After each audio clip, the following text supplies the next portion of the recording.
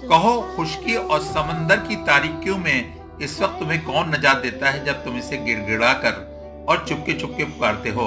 और ये कहते हो कि अगर इसने हमें इस मुसीबत से बचा लिया तो हम जरूर शुक्रगुजार बंदों में शामिल हो जाएंगे। आयत नंबर 63 सूरह अनाम का तर्जुमा हमने पढ़ा। अल्लाह ताला ने मुशरिकीन मक्का को इनकी गलत रविश से आगाह करने के लिए हुजूर सल्लल्लाहु अलैहि वसल्लम को हुक्म दिया कि वो इन लोगों से सवाल करें कि खुशकी और बहरी सफर में जब वो किसी आफत और मुसीबत में घिर जाते हैं और इस वक्त अपने बुतों को भूलकर सिर्फ अल्लाह वादहु ला शरीक को पुकारते हैं और इनका दिल गवाही देता है कि इस बुरे वक्त से इन्हें सिवाय अल्लाह ताला के कोई भी नहीं बचा सकता,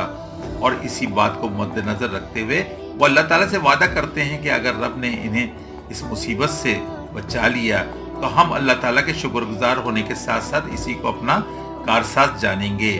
और किसी को इसका शरीक न ठहराएंगे।